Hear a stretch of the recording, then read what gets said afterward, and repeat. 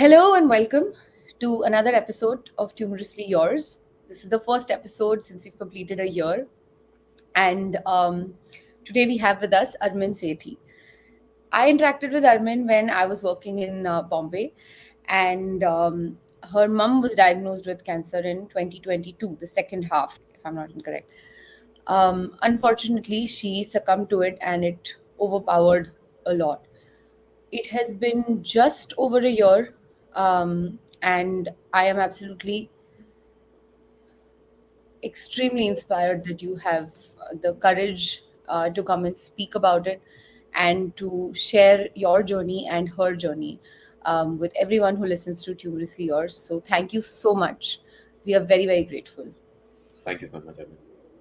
Oh, I'm happy to be here. As you said before the introductions, it's a way to keep my mom alive, and I have a very, very strong opinion on this. We don't let the person die twice. So you have to keep them alive. You talk about how your loved one inspired you, and that's what I'm here to do. Yes, and we are very grateful that you have made that choice.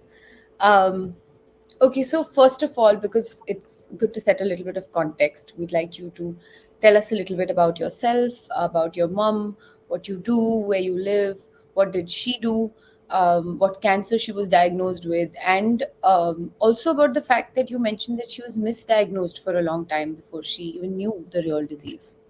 Right. So, to give you a Coles Notes version, my mom and dad, my sister and I, all four of us, were living together as a family outside of India since I was about 9 months old or so. We went to Dubai, then we went to New York, and then finally, when I was around 11 or 12 years old, we made our way to sort of the Toronto area in Ontario, Canada, and we have been here ever since.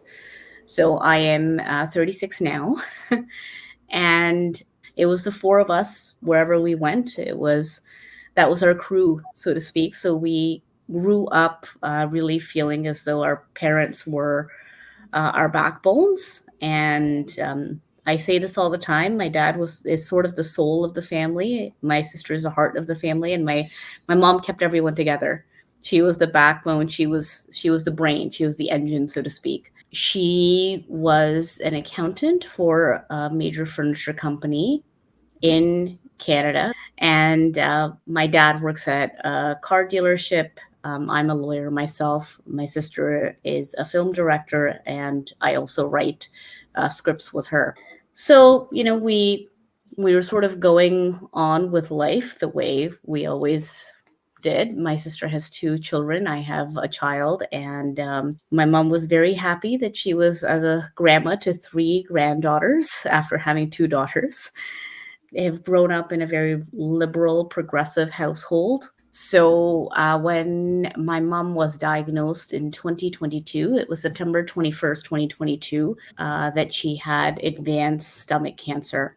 And prior to that, it had been about 7, 8 months that she had been feeling extremely off. Um, so when my mom started feeling sick at the beginning of about 2022, she started talking about retiring, basically taking an early retirement from work. It was very unlike her. Around maybe, so that was around January, February 2022, she started to feel a little bit more fatigued. Her stomach started to hurt a little bit more. We actually had a movie shoot that we were doing, a short film in June 2022, and my mom was going to be doing a bunch of catering for it because my mom is also a fantastic cook. And 2 weeks leading up to it, my mom just plain told us she did not have the energy to do it, which came as a shock to us. Hmm. And my mom is also somebody who sort of sits through pain, goes through pain. I think a lot of women do that, probably to their detriment, especially in the South Asian culture. Yeah. So we said, okay, that's really bizarre. She's never really done that before. So we said, look, whatever works for you, we'll find another way to do it. So that was the beginning of a summer, which was very odd. She started going to the doctor, following up with the doctor. She'd been misdiagnosed. They indicated initially that it was hernia, maybe. Then they thought it was possibly uh, H. pylori or H. pylori, and she was given a treatment regimen on the basis of those misdiagnoses, essentially. And it wasn't until she told her doctor, "Look, I've lost 40 pounds in 2 months, 3 months," that the doctor asked her very generally, do you have a history of cancer in the family? And she said, no. She went in for her scope, and on September 21st, 2022, is when we found out that she had advanced stage 4 stomach cancer. Uh, that date is etched in my mind because that was the date that I think our entire lives sort of completely crashed. So sorry. So when you found out about it, did you? I think you mentioned that you researched about it, right? And you found out that this is something which spreads fast and it's like difficult to cure.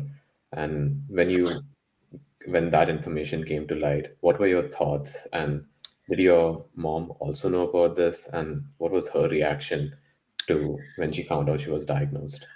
So on the first 2 days, we were treating it like it was a death sentence the first couple of days because it was, I remember just crying about it all night at a certain point, and we all got together. I think it was at my sister's place, and all of us were just crying. And I think it was all night we cried.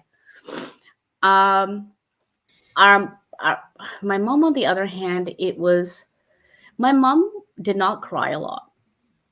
But she took it in stride when a psychiatrist would come and speak to her, asking her how she feels. Does she want to continue to live? She said, "I want to live. I want to spend time with my grandkids." I don't know what was surprisingly, I don't know what was going through her mind because she was just so mentally strong. It, I think, stronger than all of us combined, which was a little. It's still crazy to think about it. Do you think that's why she didn't cry? Because, as you mentioned, like she was the engine, right? Like she was the backbone, and she was still trying to be that even while going through the whole treatment. I have never thought of it like that. But now that you say it, maybe. I do wonder now that you mention that and you put it like that. I wonder if she sort of knew that if she broke down, um, Everyone else would. everyone else would. So Yeah. maybe that's what it was. It's still, again, like as I said to you before, I still find it a little bit crazy that I didn't see her shed a tear. Yeah. She may have shed a tear in private, Very- but she wasn't really alone very often. We were Yeah. always hovering around her, so didn't see it. Didn't see it. But did she know, Armin, like how you were researching on, and because all of us have a phone and all of us can Google anything, did you know if she researched and whether she had this knowledge that it's spreading this fast and that it's difficult to cure? Hmm. She definitely knew it was stage 4. She knew it was advanced. Her oncologist had a very point blank conversation with her, basically saying, with treatment, successful treatment, possibly she lives 1 to 3 years. If the treatment doesn't go well, and sometimes it really does not go well, she had maybe 3 to 6 months. So she knew what the timeline was. She knew what the prognosis was. I think she was pushing for a couple of years. Closer to the end of her life, it was a little bit harder because I think she was holding out a lot of hope. And that Yeah. is what was a bit crushing because when the doctor finally told her there was nothing else that they could do and she only had a couple of weeks left, we didn't tell her she had a couple of weeks left. That is one thing we didn't say to her. Because maybe she had a month left. I don't know, right? Yeah. So we didn't tell her that. But the doctor basically came and said, look, there's nothing else we can do for you. And she looked at him a little bit confused and she said, you don't worry, I'm going to try my best. And I was there when she said it. I remember I had to turn around and it just completely crushed me. because she's willing to fight, and she. She was. Yeah. Um, we talk about cancer survivors. You are one, Tamanna. We talk about fighting cancer and cancer warriors. Um, she fought cancer as much as she could. She really did, Yeah. Yeah. and she wanted to continue Yes. fighting. Anything it took. Everything it took. She really did try very hard. I'm very sorry It's okay. that her zestful life was not returned by. Yeah. I think that's the most heartbreaking part. The heartbreaking Yeah, part is um, to anyone now, I still say hope is the thing that will move you forward. But hope can also be when you see it happening and you realize there's really nothing else left, it can also yeah, crush your soul in some ways. But again, hope is really what keeps us going, right? Hope and belief. yeah, 100%. Tell me something. I mean, how did you see her change? Like through the treatment, because um, doing the simplest tasks like eating, walking, we take them for granted every day. We don't necessarily even acknowledge that you can get up and Yeah. okay, that you can get up, or that you can just eat anything you want or go anywhere you want. And so she was struggling with some of the most simplest tasks. How did you see her change through this very tough journey that she was going through? Yeah. So obviously she was dropping pounds every day. Her energy to get up and move around. It was hard. I mean, especially after the second treatment, when she had those side effects and she lost her entire leg became numb. It took us 4 or 5 days to get her back up on her feet. After the physiotherapist had said she has to walk a little bit, like she has to have Yeah. that physical activity. She walked for a minute and she was exhausted. She had to sit down on the couch, and I was so happy that she had started to walk, and then after that minute when she sort of fell back down on the couch, it was a bit devastating. Having a loved one pass away is very difficult, especially somebody you're very, very close to. Um, and everyone will say, somebody passing away suddenly is absolutely horrible because there's so many things that are left unsaid and things of that nature. The flip side of that is also watching someone you love so much Hmm. Suffer. slowly dying. I mean, Yeah, there's no other way to put it. Slowly yeah, dying is heartbreak every day. yeah, So, I mean, one is not better than the other. Having gone through the experience of watching her body just giving up a little bit more every single day, and her not being able to brush her teeth or even turning her to her side so she doesn't get sores on her back closer to the end of her life. When she started to need help taking a shower or brushing her teeth, I did see a little bit of her confidence, her self-esteem fall.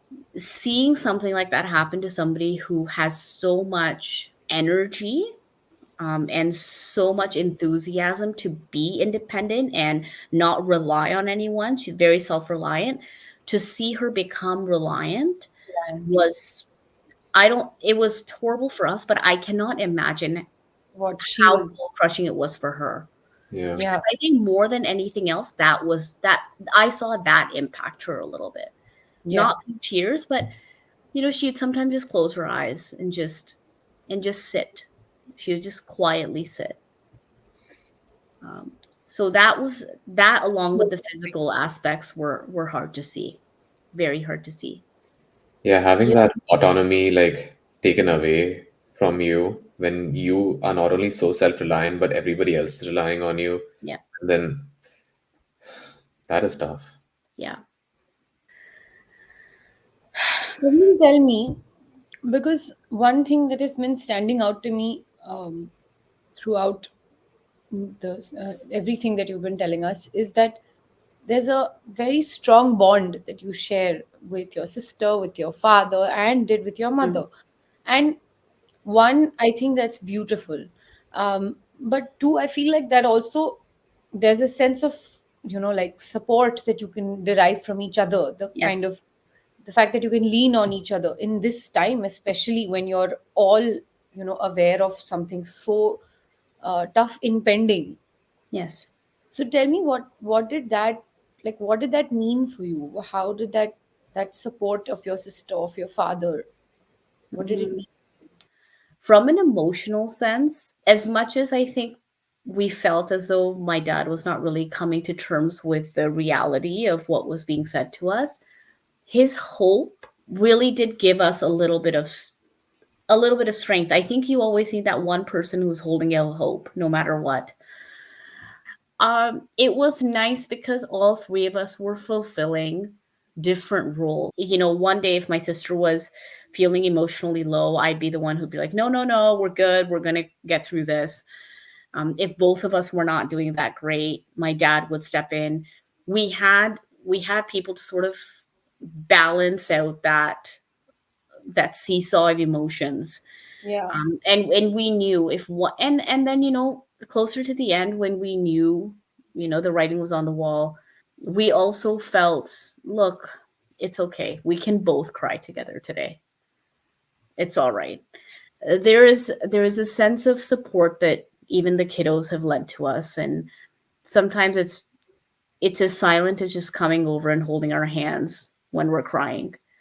um, so that support, that network of support and friends coming over, it's helped in ways that uh, I appreciate now, and I think I appreciated then too. But the three of us definitely, we sort of fed off each other. If we knew that one person was down, the other person had to be up. My dad comes over to my place about 4 nights a week. My sister comes and sleeps here with her kiddos about once a week. And then I spend Friday and Saturday nights typically at my mom and dad's place. So that my dad has this is his reality. He doesn't want to leave this home. This is him and his wife's home. And we balance it out. And I remember a few people asking, like, well, is that practical? Like at the end of the day, he has to go home in the morning, do bot, because we have a Gurukhan sub at home, feed the cats. We have two cats here as well. And then he has to go to work, and then he comes back home, feeds the cats, does whatever he needs to do for bot, cleans up, and then he comes to your place. And I said, but it doesn't bother us. We're fine. This is our new norm. This is our new normal, and this is how we're coping. So anyone can say it's not sustainable, but for right now, it's fine.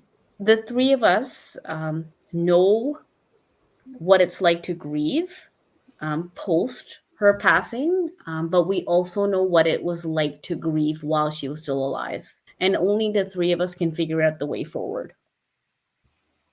With all due respect to everybody else, No, that makes sense. Yeah. right? I Uh, think there's a little bit of a cultural aspect over here, right? Like in the West, it's like, oh, this is not sustainable and everything. But the yeah, way when you speak about it, I see it as like the family came together, you know, and it is still coming together to cope with what happened. yeah. And what is sustainability? I, Yeah, I Exactly. don't exactly, understand that, exactly. right? Yeah, And yeah, who decides what's Sustainability for who? yeah, exactly? It's just, I mean, and who decides what's the right thing to do? Only Yeah, you, because yeah, you're in this situation. I mean, nobody else really is not there to know what right. you're going through every day. yeah. So is not really equipped to make the kind of decision that you are making. So if it works for you, then it works for you. I mean, there's no right or wrong anyway. So, talking about grieving, I want to like pivot to the mental health side of Mhm. this, right? So, it's been a year now, and the fact that you're talking to us right now takes a lot of courage. So, once again, thank you so much for doing this. I want to ask you, what are some techniques maybe you've kind of developed to deal with mental health? So, I think a month after my mom's death, I started focusing on physical fitness again. I started going to the gym at 5 a.m. That was not sustainable, by the way, with a very young child at home and work and all the other responsibilities. So it lasted 4 months, but I did do that. At the time, that is what worked for me. I still try to do a lot of things for myself, swimming, tennis, dance. I still try to do all of that. But those are activities that occupy your mind for a certain period of time. Hmm. But really, when I talk about the true mental health aspect, I have a journal, and it's called "Shit, Why Did You Die?" And each page, so it has like a bunch of writing prompts, and you can pick whatever writing prompt you want. This is what I really loved about you. This is how my life has changed. This is what irritated me about you. I couldn't talk to anybody at the time because my sister was grieving differently. My dad was grieving differently. So I poured a lot of myself into that journal. And I wrote in it as if I was talking to my mom. And that really helped me. One thing that's really tough for mental health is realizing that a lot of people don't actually know what you're going through. Yeah. You can sympathize, but the empathy component is very difficult. And I don't take it personally because, quite frankly, when my cousin's mom passed away a few years ago, I don't think I supported her that well. Quite frankly, I'm being very honest, and I've said that to her. I've said, I Of didn't course. support her the way that she supported me, and the way that she supported me was, I think, part and parcel because she had gone through it herself. Yeah. She understands the intricacies of that emotion. Exactly. Emotions. Exactly. And so that is a big, sometimes that can be a huge setback to your mental health because all of a sudden you start second guessing your friendships, your relationships, because people are not there for you and people don't understand what you're going through. But finding people, strangers online, and you don't have to actually become friends with them or anything, but just reading through the comments, reading through the stories of people that have lost a loved one. Um, and then specifically lost a loved one to cancer because that journey that of anticipatory grief is very difficult, very hard. Um, Finding that there are people who have the exact same emotions as you is helpful for someone like me. It's very important. I said this at the outset of our conversation. For me, it's very important to not let the person die again. Yeah. So, talking about her is my way of keeping her alive. And that is very, it works for me. It doesn't work for everyone, but it definitely works for me. And whatever works for you works for you. That's it, Right. right? That's what matters. So, also, I at least very strongly believe that somewhere um, someone will listen to this, and because, like I was telling you about my school best friend, I know Yes. for a fact another thing that she does, like you said, that your dad's way of coping is very different. I think her way of coping is similar to that. She'll not talk about it a lot, but she'll suddenly do things that are really kind or that are just really giving, and but she's not going to come and speak about it a lot because she just struggles with it. And I don't think that there's any, I mean, it works for her. She's okay, and if she's able to be okay, then that works, that's okay.